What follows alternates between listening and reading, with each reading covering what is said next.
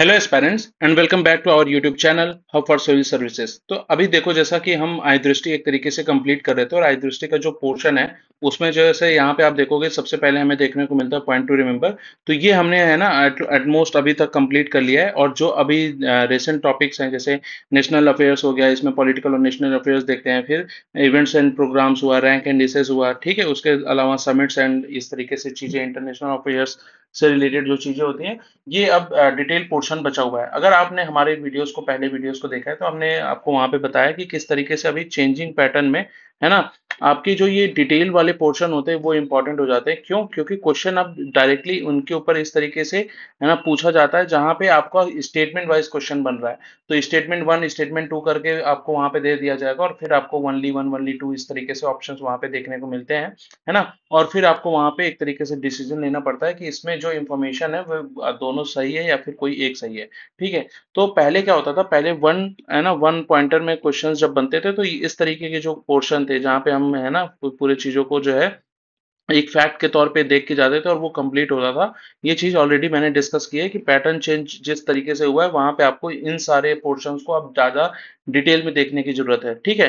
तो चलो without any delay, ठीक है, लेट्स स्टार्ट। ठीक है, यहाँ पे अगर हम देखेंगे तो जो पहला यहाँ पे एक तरीके से हमें पॉइंटर देखने को मिला है कि national and political and national affairs में, तो यहाँ पे हमें देखने को मिल रहा है कि त्रिपुरा एक तरीके से फुली लिटरेट स्टेट एक तरीके से घोषित कर दिया गया है, ठीक है। लेकिन इंपॉर्टेंट यहाँ पे ये हो जाएगा कि त्रिपुरा एक तरीके से किस स्कीम्स के अंडर में हुआ है। तो यहाँ पे ये देखो, ये स्कीम आपको याद रखनी चाहिए कि तो उल्लास स्कीम है जो एक तरीके से इसमें जिसमें त्रिपुरा तीसरा एक ऐसा स्टेट बना है जो फुली तरीके से लिटरेट है ना, जिसको हमने बताया है। इसके पहले सबसे पहला जो स्टेट था वो कौन सा था, तो यहाँ पे आपको मिजोरम देखने को मिल जाएगा। Mizoram was the first state to become the status of the full literacy, ठीक है।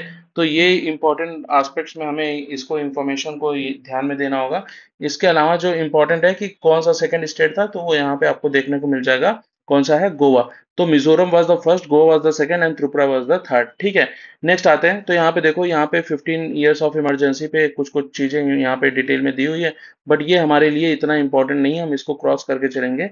जो इंपॉर्टेंट है उस पोर्शन में, इंपॉर्टेंट पोर्शन में है कि हम संविधान हत्या दिवस एक तरीके से गवर्नमेंट ने एक तरीके से है ना घोषित किया है। कब? तो जून 25 को। जून 25 अब हमारे लिए एक तरीके से ये इंपॉर्टेंट हो जाता है कि इसको हम अब संविधान हत्या दिवस के तौर पे है ना देखेंगे।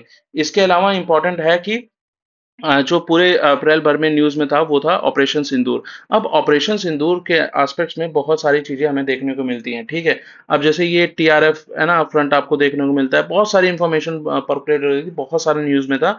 बट सारी चीजों को हम यहाँ पे नहीं पढ़ेंगे, जो इंपॉर्टेंट है, ठीक है, उसको देखते हैं। तो यहाँ पे एक जो चीज इंपॉर्टेंट थी कि ये जो इस मिशन में वेपन्स यूज हुए थे, ठीक है, तो जैसे वेपन्स हुआ हैमर, है ना, स्कैल्प क्रूज मिसाइल, फिर ये आपका कैमिकाजे ड्रोन, ये काफी ज्यादा न्यूज में था।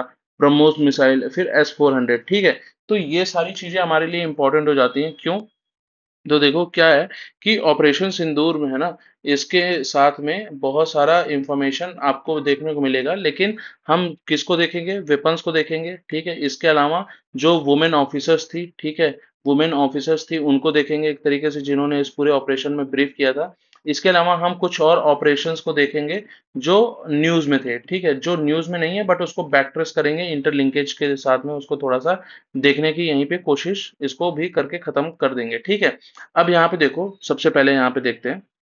तो यहाँ पे ऑपरेशन सिंदूर में दो इंपॉर्टेंट इंफॉर्मेशन जो वीमेन के पॉइंट ऑफ व्यू से आ सकती है, तो वो है ऑपरेशन को किस तरीके से ब्रीफ किया गया। तो यहाँ पे विंग कमांडर आपको विमिका सिंह और कॉलोनल सोफिया कुरैशी आपको ना टेलीविजन चैनल पे आपको देखने को मिला था। यहाँ पे वेपन्स की बात करें तो स्कैल्प, हैमर, लॉटरिंग, एक तरीके से कामिकाजे ड्रोन्स, है ना, फिर BrahMos supersonic missile and S-400 जो हमारा की एयर डिफेंस सिस्टम था, उसको एक तरीके से हमें मिल जाता है। अब इन सब का क्या एप्लीकेशन है वो भी इंपॉर्टेंट हो जाता है, ठीक है। तो स्कैल्प क्रूज मिसाइल है एक तरीके से, ये है ना रफेल जेट में, यहाँ पे जिस तरीके से मेंशन है रफेल जेट में हमें देखने को मिलता है, ठीक है। और यहाँ से हम इसको एक तरीके से है ना यहाँ से शूट कर सकते थे। फिर हैमर भी इसी तरीके से था, ये भी एक तरीके से रफेल जेट है ना इस पे मिसाइल्स पे हमें देखने को मिला था। और इस पे हमने एक तरीके से जितने भी हमारे टारगेट्स थे उसको हमने अचीव किया था थ्रू स्कैल्प एंड हैमर वो। ठीक है। अब यहाँ पे कुछ कुछ ड्रोन्स थे जो कि एक तरीके से ड्रोन वॉरफेयर काफी ज्यादा इंपॉर्टेंट हो जाता है, और ये जो नागास्त्र है, ठीक है, नागास्त्र है, ये एक तरीके से इंडिया का एक तरीके से बनाया गया वो है। ठीक है। तो नागास्त्र के अंडर में कामिकाजे ड्रोन्स काफी इंपॉर्टेंट एक तरीके से रोल प्ले किया है। ब्रह्मोस क्रूज मिसाइल के बारे में आप लोगों को पता ही होगा, एक तरीके से क्रूज मिसाइल और एक रॉकेट में क्या डिफरेंस है। तो अगर आपने प्रीवियस ईयर क्वेश्चन पढ़ा हुआ है तो आपको ये डिफरेंस पता होगा, और इसमें स्टेटमेंट में क्रूज मिसाइल और रॉकेट सिस्टम्स को एक तरीके से दे के ऑप्शंस में दिया गया था किसमें, तो यूपीएससी में इस तरीके से क्वेश्चन पूछा जा चुका है। ठीक है।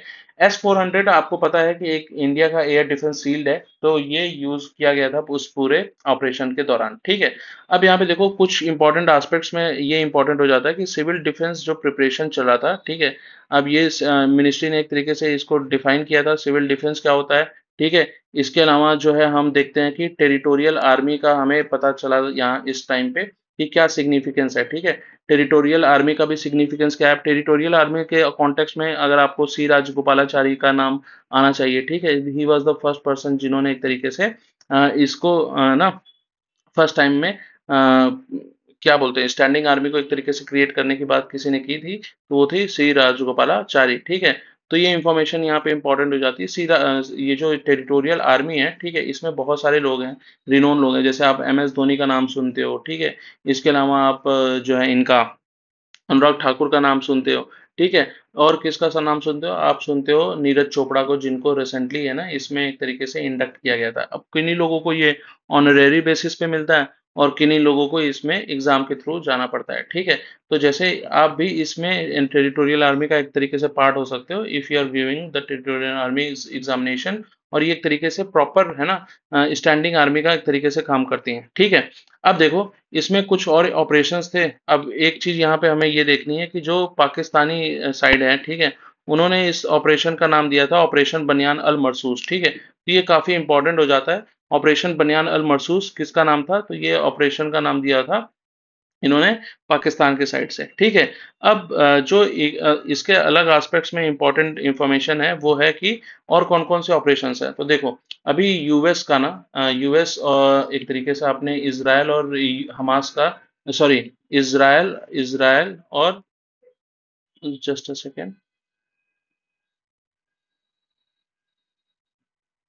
जी, तो आपने इसके अलावा जो है इज़राइल और हमास का एक तरीके, इज़राइल और ईरान का एक तरीके से वॉर देखा था।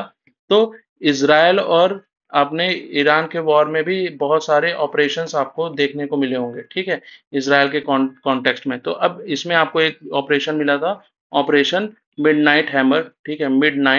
हैमर मिडनाइट हैमर एक आपको देखने को मिला था। इसके बाद ट्रू प्रॉमिस, ठीक है, ट्रू प्रॉमिस आपको एक ऑपरेशन देखने को मिला था। और एक ऑपरेशन क्या था, और एक और ऑपरेशन था ऑपरेशन राइजिंग लॉयन। ठीक है।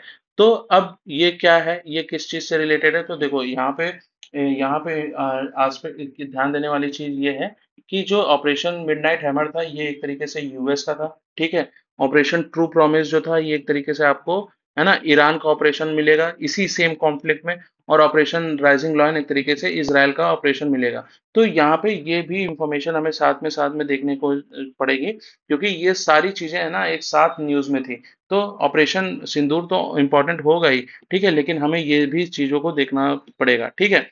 अब देखो यहाँ पे कुछ इंपॉर्टेंट इंफॉर्मेशन का नाम और दिया हुआ है, तो जैसे यहाँ पे देखो ऑपरेशन दोस्त, गंगा, देवी शक्ति, समुद्र सेतु, मदद, इंसानियत, संकट मोचन।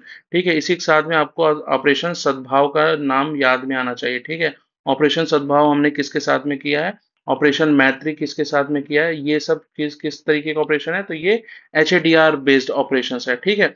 तो हमने इसमें जो है मलयालम बोल रहा हूँ, म्यांमार में जब एक तरीके से है ना वो आया था, तो हमने वहां पे ऑपरेशंस चलाए थे, HADR ऑपरेशंस जिसको बोलते हैं। कौन से ऑपरेशंस बोलते हैं, वन सेकेंड, इनको हम बोलते हैं HADR ऑपरेशंस। ठीक है। What is this HADR operations, तो ह्यूमन है ना assistance, humanitarian assistance and disaster disaster relief operations. ठीक है। तो ये ऑपरेशन हमें देखने को मिले थे म्यांमार और एक तरीके से जब यहाँ पे फिलीपींस और वियतनाम में एक तरीके से है ना टाइफून एक तरीके से आया था, और जब यहाँ पे अर्थक्वेक आया था तो हमें यहाँ ऑपरेशंस देखने को मिले थे। तो इसको भी हम साथ ही साथ में देखते हुए जाएंगे। अब ये कुछ पुराने ऑपरेशंस है, कैक्टस लिली, ट्राइडेंट, पाइथन, मैघदूत, विजय, सफेद सागर, स्ट्राइक, बंदर। इतना इंपॉर्टेंट नहीं है जितना आपको, है ना, कुछ कुछ जो अभी रिसेंटली इंफॉर्मेशन है वो देख सकते हो। तो कैक्टस लिली को आप थोड़ा सा ध्यान में देना, ये बांग्लादेश लिबरेशन वॉर के टाइम पे, है ना, इंपॉर्टेंट न्यूज में था। इसके अलावा बांग्लादेश वॉर के साथ में जब आप बांग्लादेश को देख रहे हो तो आपको ये भी एक इंफॉर्मेशन होनी चाहिए कि जो जैसे इंडो बर्मा, है ना, इंडो बांग्लादेश जो ट्रीटी है, ठीक है, ऑन गंगा, ठीक है, गंगा के ऊपर में हमने जो गंगा के ऊपर में ट्रीटी की है वो भी एक तरीके से एक्सपायर हो रही है 2026 में, ठीक है। तो इंडस वाटर ट्रीटी काफी ज्यादा न्यूज में थी, ठीक है, इंडस वाटर ट्रीटी काफी ज्यादा न्यूज में थी। तो यहाँ पे उस कॉन्टेक्स्ट में हमें ये इंफॉर्मेशन भी देखनी चाहिए कि अगर कल को इसके ऊपर क्वेश्चन बन जाता है तो फिर हम किस तरीके से इसको टैकल करेंगे, ठीक है। तो अब यहाँ पे नेक्स्ट आते हैं, यहाँ पे हम नेक्स्ट देख रहे थे, ठीक है। तो देखो, ऑपरेशन ये सब हो गया। अब यहाँ पे 5 पॉइंट रिस्पॉन्स, ठीक है। अब यहाँ पे क्या चीज दी हुई है, तो हमें ये देखने को मिल रहा है कि इंडिया ने 5 पॉइंट रिस्पॉन्स दिया है पहलगाम अटैक के बाद। तो इंडस वाटर ट्रीटी इसमें इंपॉर्टेंट है। तो इंडस वाटर ट्रीटी में हमने क्या क्या इंपॉर्टेंट चीज देखी हुई है, जो इन्होंने हमारा एक तरीके से मंथली करंट अफेयर्स का मंथली वीडियो देखा है तो उन्होंने देखा है कि किस तरीके से ईस्टर्न वेस्टर्न रिवर, है ना, इंपॉर्टेंट हो जाती हैं। अब ईस्टर्न रिवर क्या होती है, वेस्टर्न रिवर क्या होती है, ठीक है। इसके अलावा लेफ्ट बैंक, है ना, और राइट बैंक ट्रिब्यूटरीज कौन कौन सी हैं, ठीक है। Left bank and right bank tributaries कौन कौन सी हैं, और इसके अलावा कौन कौन से डैम्स इंपॉर्टेंट है, ठीक है। तो देखो ये सारी चीजें ना हमने एक तरीके से कवर की है। एक सेकंड मैं आपको इसको दिखा देता हूँ, ठीक है, just a second.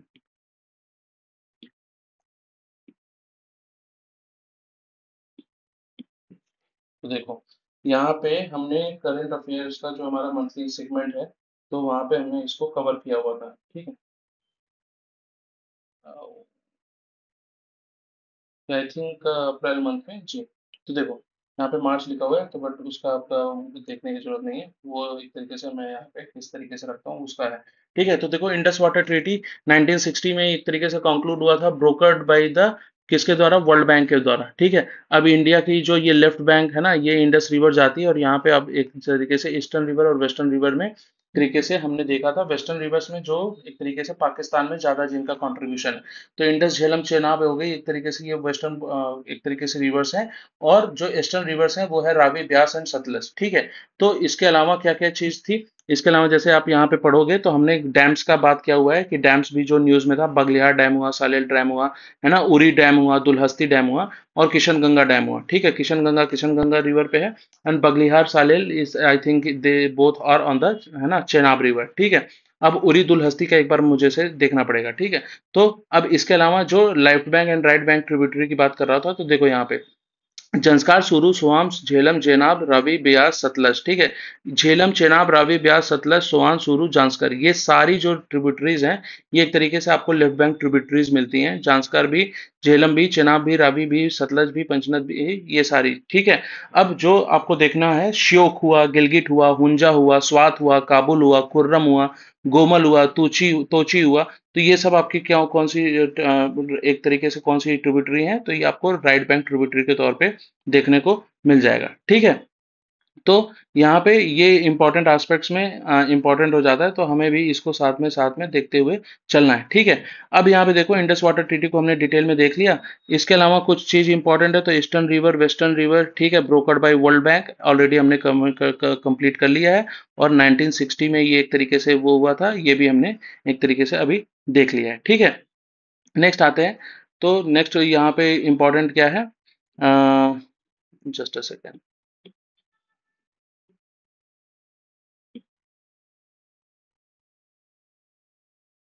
One second.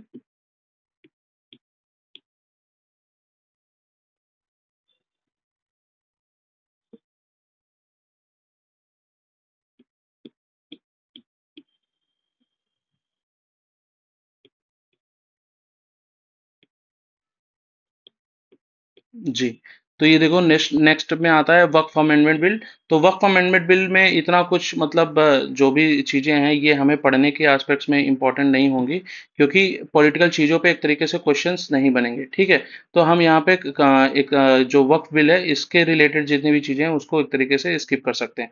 अब यहाँ पे इंपॉर्टेंट है कि digital access as a fundamental right. अब देखो यहाँ पे ना एक तरीके से जो रिसेंट एक जजमेंट आया है उसमें फंडामेंटल राइट है ना, कौन कौन से चीजों को एक तरीके से सुप्रीम कोर्ट का जो जुडिशियल इंटरप्रिटेशन होता है वो चेंज होता रहता है। तो उसमें इन्होंने अभी क्या किया है, उन्होंने जो डिजिटल एक्सेस है ना, किसी भी चीज को लेके जो आपका एक्सेस है डिजिटली, ठीक है, उस पे कोई भी स्टेट एक तरीके से कर्व नहीं कर सकता, और डिजिटल एक्सेस होना है ना ये आपका फंडामेंटल राइट है। तो जैसे देखो बहुत सारे कॉन्टेक्स्ट में आपको पता होता है कि जैसे इंटरनेट शटडाउन कर दिया जाता है, ठीक है।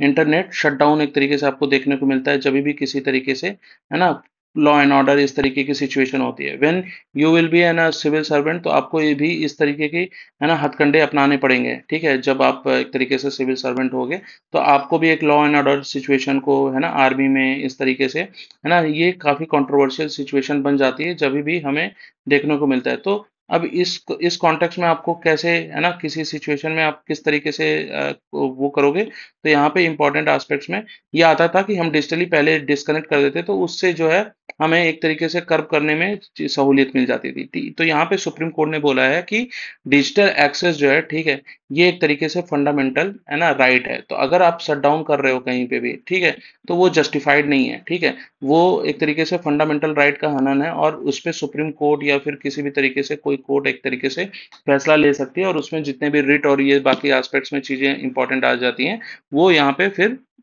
पिक्चर में आ जाता है टू प्ले, ठीक है। अब यहाँ पे देखो इसके अलावा जो इंपॉर्टेंट एस्पेक्ट हो जाता है कि इसके पहले सुप्रीम कोर्ट ने कौन कौन सी चीजों को एक तरीके से है ना फंडामेंटल राइट में कंसिडर किया है। तो लाइवलीहुड, क्लीन इन्वायरमेंट, एजुकेशन जो कोई अब एक तरीके से 21A में आ चुका है ना, और डाई विद डिग्निटी, ये सारी चीजें एक तरीके से जुडिशियल इंटरप्रिटेशन के थ्रू है ना हमारे फंडामेंटल राइट्स में कंसिडर हुई हैं, ठीक है। बट अभी रेसेंट की एंट्री क्या है, तो रेसेंट की एंट्री हम देखेंगे क्या है, वो है आपका डिजिटल एक्सेस का होना तरीके से फंडामेंटल है। अब यहाँ पे स्टेटमेंट वाइज क्वेश्चन दे सकता है, स्टेटमेंट 1, स्टेटमेंट 2, स्टेटमेंट 3 करके, ठीक है। Which of the following are the है ना एक तरीके से fundament as a consider as the fundamental right as per the supreme court. तो यहाँ पे लाइवलीहुड दे दिया, ठीक है, यहाँ पे लाइवलीहुड दे दिया, सेकंड दे दिया क्लीन इन्वायरमेंट दे दिया, ठीक है, क्लीन इन्वायरमेंट दे दिया। थर्ड दे दिया आपको कि एक्सेस टू है ना एक्सेस टू डिजिटल थिंग्स, ठीक है, या डिजिटल एक्सेस, ठीक है, डिजिटल एक्सेस दे दिया या एक्सेस टू डिजिटल थिंग्स दे दिया, इंटरनेट शटडाउन या फिर कुछ भी एस्पेक्ट्स में, या फिर आपको डाई विद द डिग्निटी, ठीक है, डाई विद डिग्निटी। तो यहाँ पे फिर आपको है ना कौन कौन से ऑप्शन सही हैं वो आपको मैच करने के लिए यहाँ पे क्वेश्चंस पूछा जा सकता है, ठीक है। तो इस तरीके से स्टेटमेंट वाइज क्वेश्चन में यहाँ पे एक क्वेश्चन बन सकता है, ठीक है। आपको भी ये देख के चलना पड़ेगा। नेक्स्ट आते हैं caste census and enumeration in upcoming census. तो देखो सेंसस हमने तरीके से अपने उसमें वीडियोस में डिटेल में बात की है। सेंसस पहली बार कब हुआ था, ठीक है, लॉर्ड मायो का नाम आपको याद में आता है, ठीक है। इंटरलिंकेजेस की बात करें तो लॉर्ड मायो आपको याद में आएंगे, ठीक है। इसके अलावा एक प्लॉडेन करके जो है फर्स्ट कमिश्नर थे, ठीक है, प्लॉडेन करके फर्स्ट जो है सेंसस कमिश्नर थे वो आपको आएंगे 1936 में या आई थिंक 31 में, ये एक तरीके से फर्स्ट टाइम जो है आपका कास्ट सेंसस हुआ था, ठीक है। तो वो एक इंफॉर्मेशन हो जाती है इंपॉर्टेंट कि 1931 में फर्स्ट टाइम कास्ट सेंसस आया था। 2011 में हमने एसईसीसी डाटा को एक तरीके से कलेक्ट किया था, ठीक है। इसके अलावा जो पॉपुलेशन है, पॉपुलेशन सिंक्रोनस और नॉन सिंक्रोनस पार्ट में, सिंक्रोनस एंड नॉन सिंक्रोनस वे में कितने बार हो चुका है, तो अब तक आई थिंक ये 15 टाइम है ना, नॉन स्टॉप 2011 तक हुआ है, ठीक है। ये जो सेंसस होगा वो if I am correct it will be the 16th एक तरीके से सेंसस होगा 2027 में, और 2026 में फॉर द हिली एंड है ना स्नो एरिया, जैसे आपका लद्दाख हुआ, हिमाचल प्रदेश हुआ, उत्तराखंड के कुछ पार्ट हुए, तो वहां पे एक तरीके से 2026 तक का एक कट ऑफ लाइन दी गई है जब तक ये पूरे सेंसस के प्रोसेस को हम कंप्लीट कर रहे होंगे, ठीक है। तो यहाँ पे ये इंपॉर्टेंट हो जाता है जहां से मैंने बता दिया, ठीक है, ये इससे अलग कोई चीज नहीं है, ठीक है, आप देख लो। यहाँ पे वर्ल्ड वॉर 1931 को देख लिया, फिर 2011 के उसको देख लिया, बाकी इतना इंपॉर्टेंट नहीं है। सेंसस लॉर्ड मायो से रिलेटेड है। फर्स्ट जो है सेंसस कमिश्नर प्लाउडेन थे, W.C. Plowden, if I am correct. ठीक है, नेक्स्ट आते हैं। तो यहाँ पे देखो UNESCO memory of the world register में, ठीक है, इंडिया के दो एक तरीके से चीजें शामिल की गई हैं। तो UNESCO memory of the world register में हम क्या देखने को मिलेगा हमें? तो एक तो भगवत गीता, ठीक है, और दूसरा नाट्यशास्त्र। तो नाट्यशास्त्र और भगवत गीता को हम जानते हैं, ठीक है। एक तरीके से ये जो है प्रिजर्व किया जा रहा है भंडारकर ओरिएंटल रिसर्च इंस्टीट्यूट का थ्रू, ठीक है। ये इंफॉर्मेशन इतना इंपॉर्टेंट नहीं है। यूनेस्को का जो है ना एक तरीके से memory memory memory of the world register है, ठीक है, वर्ल्ड रजिस्टर है। इसके अलावा जो तीन इंपॉर्टेंट और चीजें थी, ठीक है, मैं आपको बताऊं तो एक और भी रजिस्टर है जो एशिया पैसिफिक है, ठीक है। एशिया पैसिफिक भी एक रजिस्टर है, ठीक है, जिसमें इंडिया की तीन एंट्री हुई है। तीन ऐसे लिटरेचर हैं जिसको एक तरीके से एंट्री दिया गया है। मैं आपको शो करता हूँ, देखो, ये हमारा मंथली वो है, यहाँ पे हमने इसको कवर किया था, ठीक है।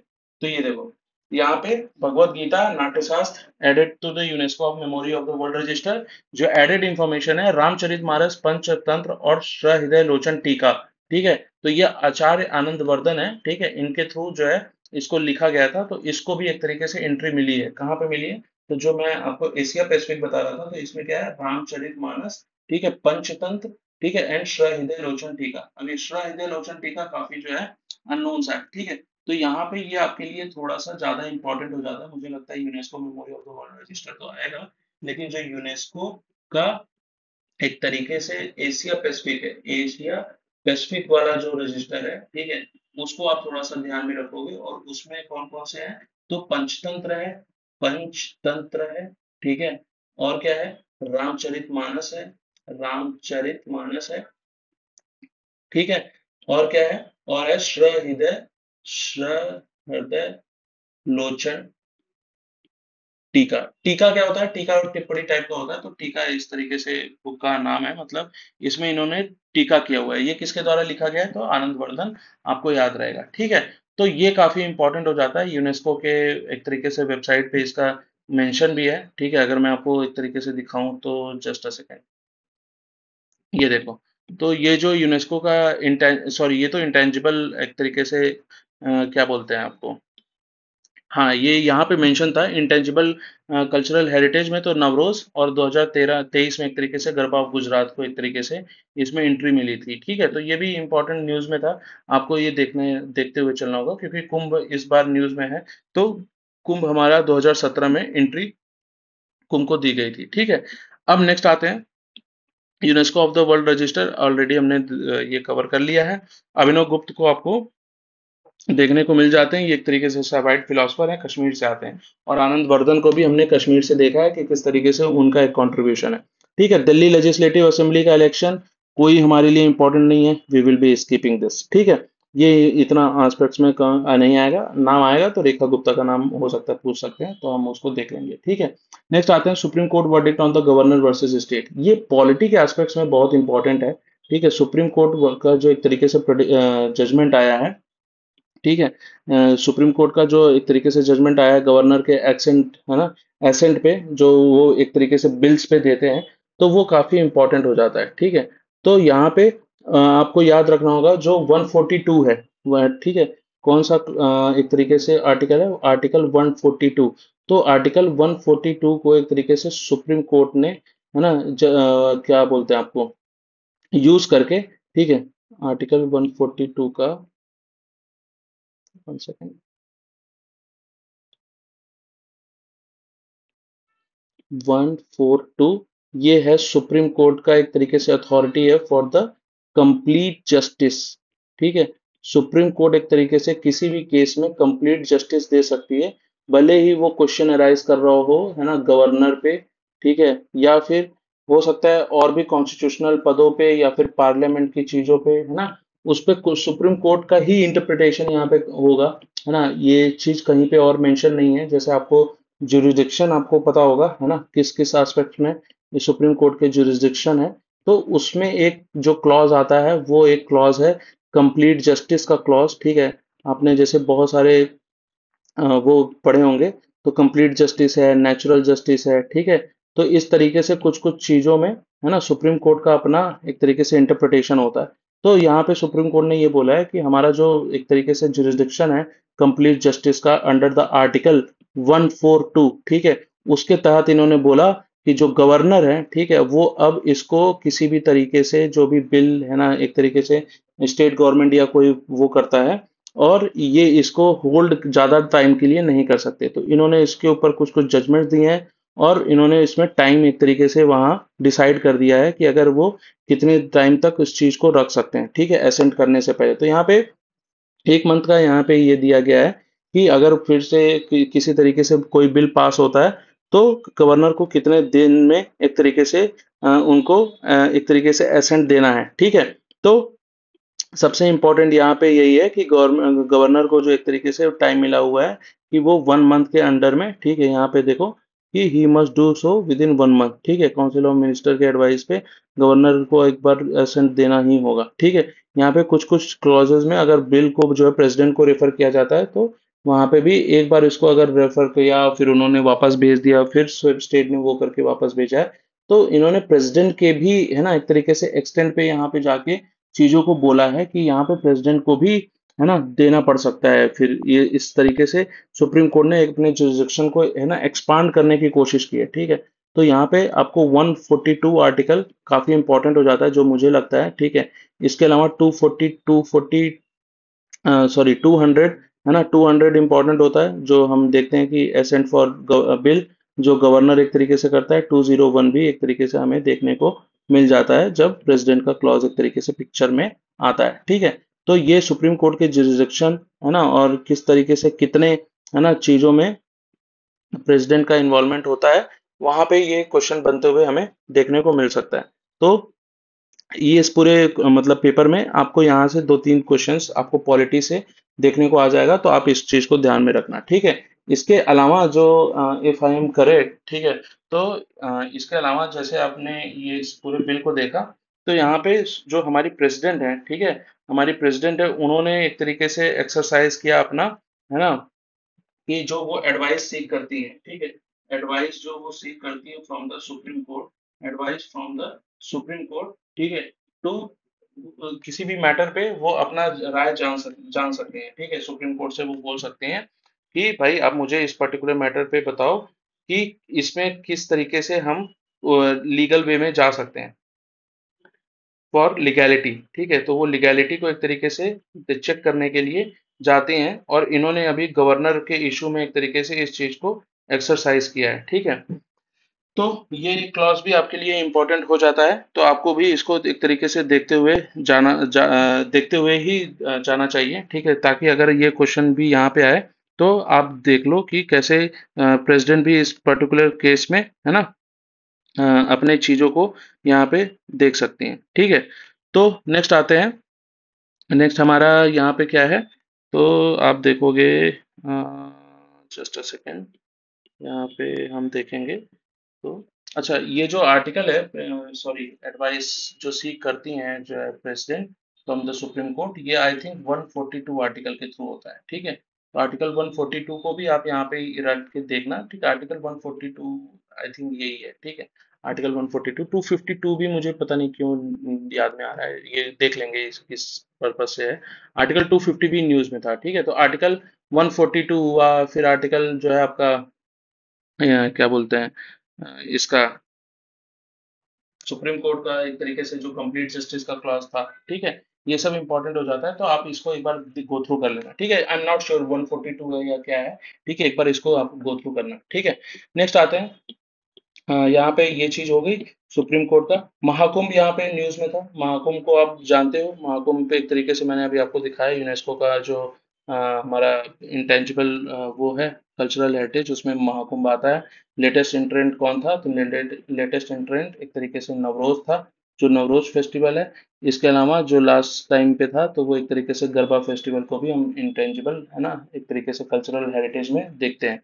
इसके अलावा दुर्गा पूजा है, ठीक है, बहुत सारी चीजें जो इसमें आती हैं, ठीक है, चाऊ डांस है, दुर्गा पूजा है, ठीक है, बहुत सारी चीजें हैं।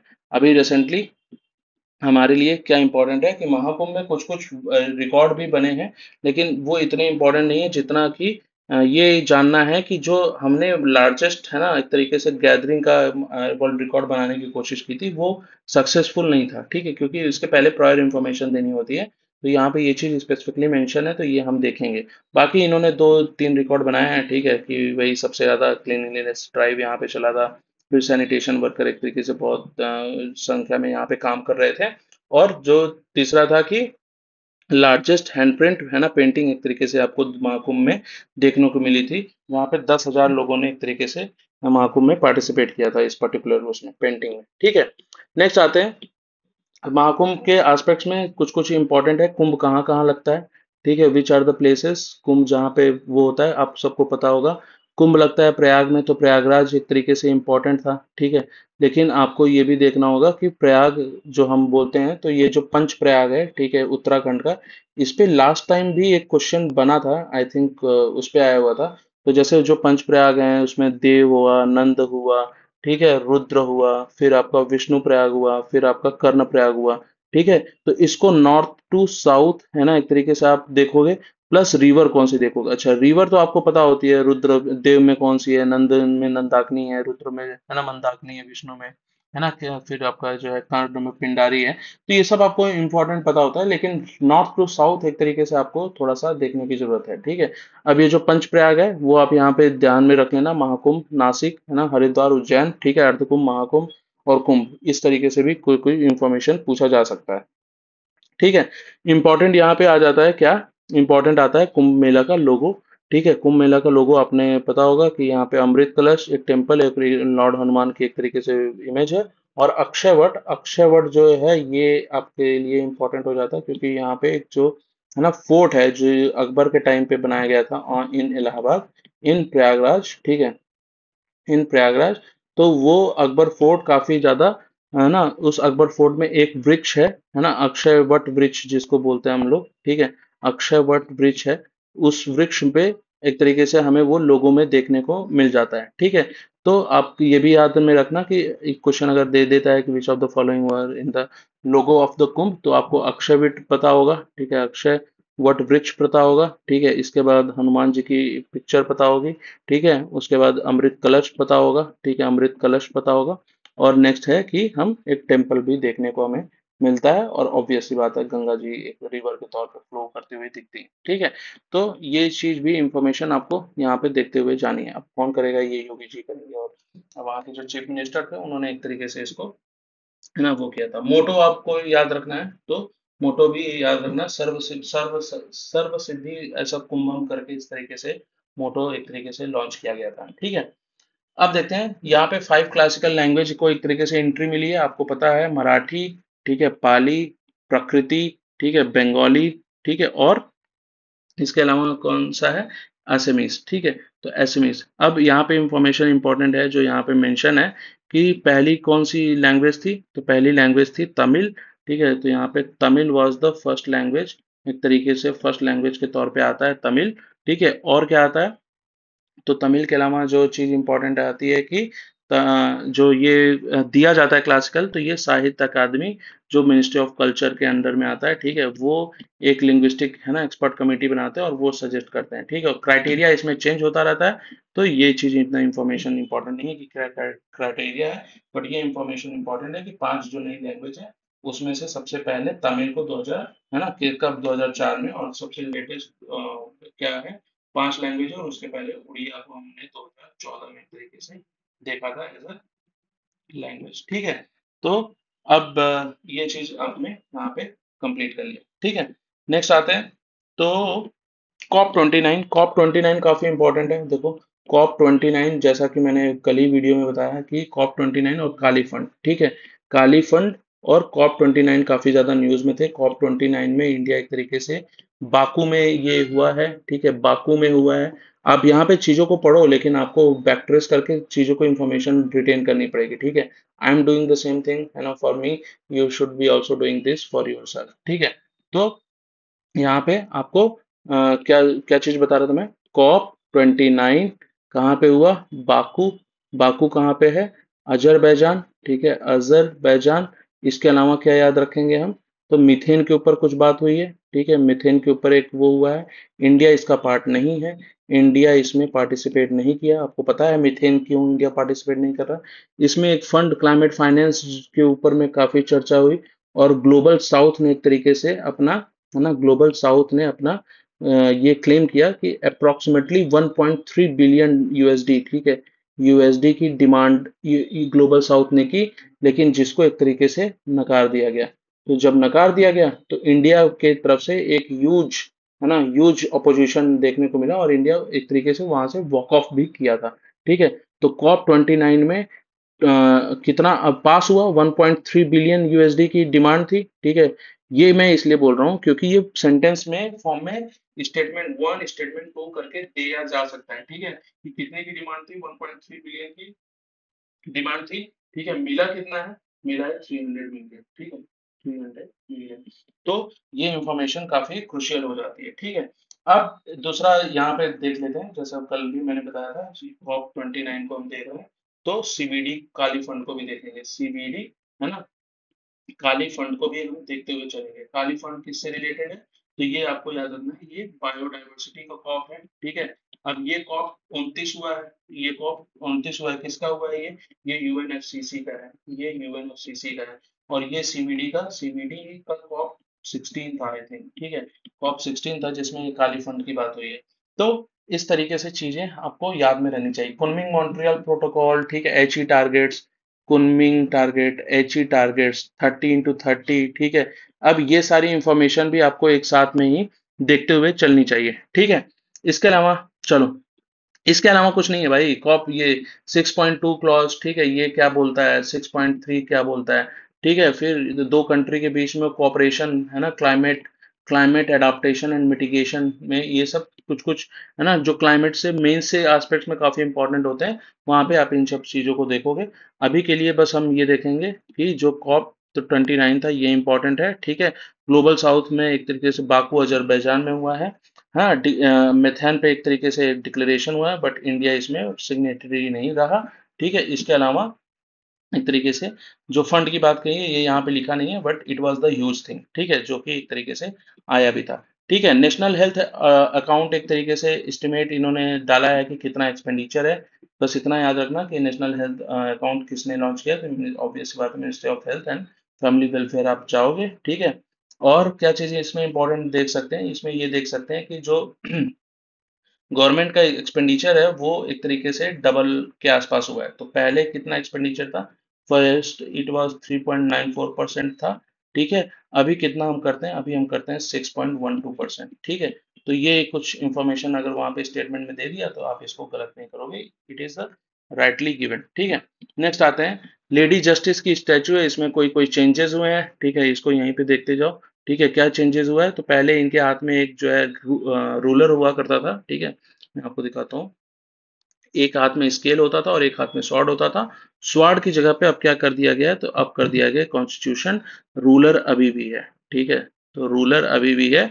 और क्या वो कर दिया? तो अभी जो लेडी जस्टिस थी उनके हाथ से रूलर है, अब कॉन्स्टिट्यूशन है, साड़ी में है, ठीक है, और उनके ब्लाइंड फोल्ड को एक तरीके से, ब्लाइंड फोल्ड को अनकवर कर दिया गया, अनकवर्ड कर दिया गया, ठीक है।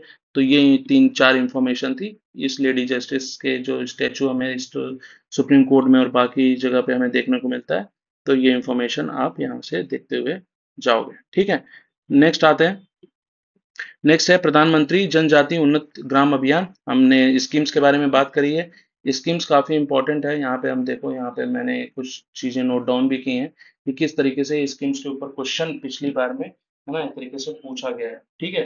तो आप इसको एक तरीके से स्किप नहीं कर सकते। प्रधानमंत्री उज्ज्वला योजना हो, है ना, आवास योजना हो, ग्रामीण जल जीवन मिशन हो, स्वच्छ भारत मिशन हो, सूर्य घर बिजली, पीएम आशा, पीएम विश्वकर्मा, ठीक है, पीएम कौशल विकास योजना, कौन सा किस ईयर में, है ना, एक तरीके से पास हुआ था, और कौन से में क्या क्या क्लॉजेस हैं, कुछ कुछ आता है। तीन चार क्वेश्चन स्कीम्स पे आएगा, तो आप इसको एक तरीके से, है ना, कंप्लीट करके जाना है, ठीक है। तो यहाँ पे देख लेते हैं, तो प्रधानमंत्री प्रधानमंत्री, है ना, जनजाति उन्नति ग्राम योजना, ये किससे रिलेटेड है? तो आपको पता होगा, ट्राइबल, है ना, मिनिस्ट्री से रिलेटेड है। आपको इसमें धरती आबा जनजातीय ग्रामीण उत्कर्ष अभियान के भी देखना होगा, धरती आबा में किनको बोलते हैं, तो हम ये बिरसा मुंडा भगवान के लिए बोलते हैं, जो है ना एक तरीके से आदिवासियों के आराध्य देवता हैं। उनको एक तरीके से ये चीज है ना कन्फर करते हुए धरती आबा के नाम पे एक योजना निकाली गई थी। ठीक है। इसके अलावा पीएम सूरज योजना, जो आप अगर आप जानते होंगे, मैंने डिस्कस भी किया। तो पीएम सूरज योजना जो है, ठीक है, अगर ये आप सोचते हो कि ये है ना सोलर से रिलेटेड है, तो आप एक तरीके से बहुत बड़ी गलती कर रहे हो। तो पीएम सूरज जो है ये सोलर से रिलेटेड नहीं है। It is related to the सामाजिक उत्थान। ठीक है। सामाजिक उत्थान ऑफ अनुसूचित जनजाति, आई थिंक है इसी तरीके से। ठीक है। तो पीएम सूरज को आप इतना याद रखना कि it is not related with the solar thing. Solar से क्या चीज है, तो वो है सूर्य घर बिजली योजना। सूर्य घर बिजली योजना, जिसमें 300 यूनिट आया, इससे आसपास की चीजों को देखने की बात की गई है गवर्नमेंट के थ्रू। तो आप इस एस्पेक्ट्स को, इस फैक्ट्स को भी एक तरीके से ध्यान में रखोगे। अब यहाँ पे देखो, यहाँ पे इंपॉर्टेंट है क्या, ये पीएम स्वनिधि। पीएम स्वनिधि में क्या है, एक तरीके से पीएम स्वनिधि ने एक तरीके से प्रेस, एक तरीके से अवार्ड ये लॉन्च करते हैं। और उस प्रेस अवार्ड में है ना हमने देखा है कि कुछ कुछ इंपॉर्टेंट है ना यूएलबीज हैं जिनको एक तरीके से अवार्ड मिलता है। ठीक है। अब इसमें जो यूपी की मिनिस्ट्री, यूपी के जो यूएलबीज हैं वो इंपॉर्टेंट हो जाते हैं। तो जैसे यहाँ पे देखो, वाराणसी म्यूनिसिपल कॉर्पोरेशन और झांसी म्यूनिसिपल कॉर्पोरेशन, तो मेगा मेगा बिलियन 10 प्लस है ना, 10 लाख के ऊपर जो सिटीज हैं उसमें वाराणसी को, और 1 लाख से 10 लाख में जो एक तरीके से है उसमें बेस्ट परफॉर्मिंग यूएलबीज का एक तरीके से अवार्ड मिला है। तो आप वाराणसी और वाराणसी, ठीक है, इसके अलावा झांसी को एक तरीके से आप याद में रखना, 1 से 10 और ये अबव 10। ठीक है। बेस्ट यूएलबी का एक तरीके से अवार्ड मिला है, प्रेज अवार्ड इसको आई थिंक बोलते हैं। ठीक है। और ये Svanidhi scheme, PM Svanidhi scheme किससे रिलेटेड है, तो इससे रिलेटेड है। ठीक है। स्ट्रीट वेंडर से रिलेटेड। और पीएम स्वनिधि स्कीम्स में, ठीक है, किसको, कौन ये इसको इम्प्लीमेंट करता है, तो भैया ये बहुत ही इंपॉर्टेंट हो जाता है। ठीक है। क्या, तो इसको वो करने वाला महुआ है। ठीक है। तो ministry of housing and urban affairs. तो ये इंफॉर्मेशन आपके लिए काफी इंपॉर्टेंट हो जाती है। इन दो एस्पेक्ट में क्वेश्चन बनेंगे बनेंगे, यूपी एस्पेक्ट में पूछ सकते हैं और ऐसा पूछ सकते हैं। Lok Sabha election, Lok Sabha election not so important. ठीक है। इसमें जो दो तीन चीजें इंपॉर्टेंट है वो आप देख लेना। ठीक है। सबसे ज्यादा इंपॉर्टेंट क्या हो जाता है, चलो यहाँ पे देख ही लेता हूँ, एक सेकेंड।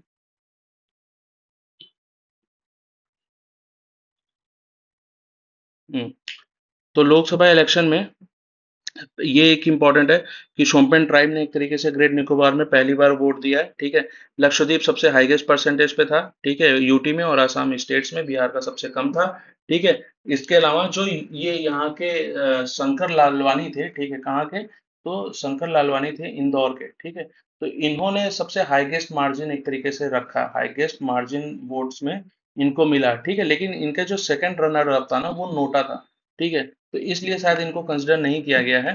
ठीक है। और जो फर्स्ट है वो एक तरीके से हमें मिल जाते हैं कौन, तो वो हमें मिल जाते हैं धुबरी के। ठीक है। तो धुबरी के जो रकीबुल हसन है, ठीक है, धुबरी के रकीबुल हसन है, रकीबुल हसन, वो हमें देखने को मिल जाते हैं फ्रॉम द हाईएस्ट मार्जिन। ठीक है। तो ये इंफॉर्मेशन आप यहाँ पे देखते हुए चलना। ठीक है।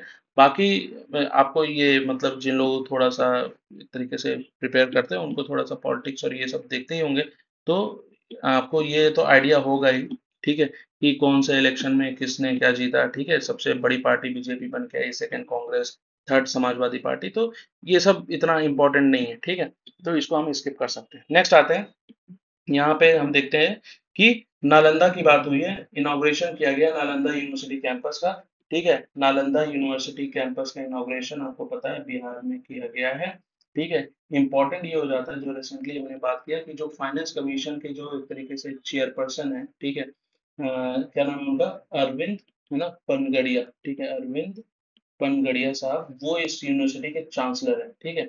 वो इस यूनिवर्सिटी के चांसलर है। और वाइस चांसलर कौन है, इनको अभी रिसेंटली अपॉइंट किया गया, सचिन चतुर्वेदी। सचिन चतुर्वेदी। अब सचिन चतुर्वेदी क्यों, कौन है, तो ये ना एक तरीके से ताल्लुक रखते हैं आरआईएस करके एक ऑर्गेनाइजेशन, इकोनॉमी की। सचिन चतुर्वेदी जो है ये एक तरीके से आरआईएस ऑर्गेनाइजेशन है। ठीक है। आरआईएस के एक तरीके से सीईओ या बोल लो सबसे हेड होंगे। ठीक है।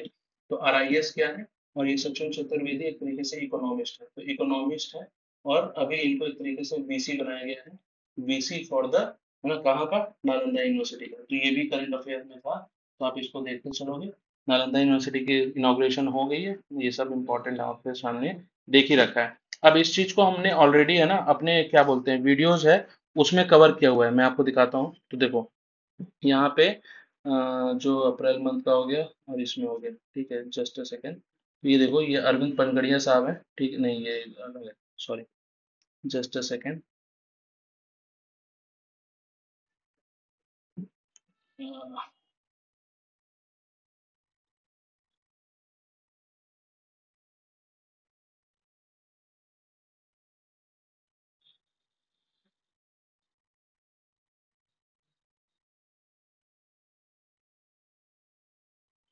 जस्ट अ सेकंड, ठीक है, ये देखो। तो यहाँ पे ये जो हमने सचिन चतुर्वेदी सर की बात कर रहा था, तो जो वाइस चांसलर है इनको नालंदा यूनिवर्सिटी का बनाया गया, ये गलत लिखा हुआ है। अरविंद पनगड़िया जो है ये चांसलर अभी भी हैं, और इनको एक तरीके से वाइस चांसलर बनाया गया है नालंदा यूनिवर्सिटी की। ये इनकी फोटोग्राफ्स है, ये एक तरीके से बने हैं क्या, ये वीसी बने हैं नालंदा यूनिवर्सिटी की, ठीक है। तो अब इस तरीके से जो जो इम्पोर्टेंट एस्पेक्ट्स है, ठीक है ना, वो हमने बैक ट्रेस करके एक तो इंफॉर्मेशन के थ्रू देख लिया है, ठीक है। अब इस तरीके से अगर और भी चीजें जो हम बैक ट्रेस कर रहे हैं, जैसे वहां पे पहले हमने जो सारा क्या बोलते हैं वन लाइनर एस्पेक्ट्स में हमने देखा है, ठीक है, तो हमने वहां पे भी चीजों को कवर किया हुआ है, ठीक है। आपने अगर वो वीडियो नहीं देखा है तो आप पिछला हमारा वीडियो देख सकते हो, जहाँ पे हमने पॉइंट टू रिमेंबर तक हमने कंप्लीट किया था। नेशनल एंड पॉलिटिकल अफेयर्स में अब तक हमने जो देखा बैक ट्रेस करके, ये जो जो इम्पोर्टेंट एस्पेक्ट्स हैं, ठीक है, मिजोरम गोवा उल्लास स्कीम, ठीक है, फिर ये एनईपी, उसके बाद कुंभ मेला, फिर कुंभ मेला में कौन कौन सी इंपॉर्टेंट है, COP29, पीएम स्वनिधि स्कीम, है ना, फिर Lok Sabha election, inauguration of Nalanda campus. तो यहाँ तक हमने जो ये फर्स्ट पार्ट था वो ऑलरेडी कवर किया है, ठीक है। जो बैक ट्रेसिंग से रिलेटेड चीजें हैं ये हेल्पफुल हो सकती हैं, अगर एक तरीके से वापस से जो फॉर्मेट है वो पिछले साल की तरह आया, तो आपके लिए वहां पे ये हेल्पफुल हो जाएगा, ठीक है। तो अभी यहाँ पे एक तरीके से कंप्लीट करते हैं, ठीक है। नेक्स्ट हम वीडियोस में जाएंगे, तो हम डिस्कस करेंगे, जस्ट अ सेकेंड। तो नेक्स्ट वीडियो में हम देखो यहाँ पे हमारे लिए पॉलिटिकल नेशनल अफेयर्स वगैरह नेशनल स्कीम्स एंड इनिशिएटिव को देखेंगे, उसके बाद नेशनल इवेंट्स एंड प्रोग्राम्स को देखेंगे, और हम कोशिश करेंगे इंटरनेशनल अफेयर्स तक आ जाए, ठीक है। तो national schemes and national events and programmes को हम देखते हुए रिपोर्ट्स और इंडेक्सेस तक पूरा कंप्लीट करेंगे नेक्स्ट, सॉरी, नेक्स्ट वीडियो में, ठीक है। और जैसा मैंने बताया कि फॉर डिटेल वन आप हमारे जो मंथली करंट अफेयर्स का है उसको आप एक तरीके से फॉलो कर सकते हो, वहां पे हम कंप्लीट कर चुके हैं 3 मंथ का, मार्च का भी हम लेके आएंगे, ठीक है। तो चलो इसी पे स्टॉप करते हैं, मिलते हैं नेक्स्ट वीडियो में, तब तक के लिए जय हिंद।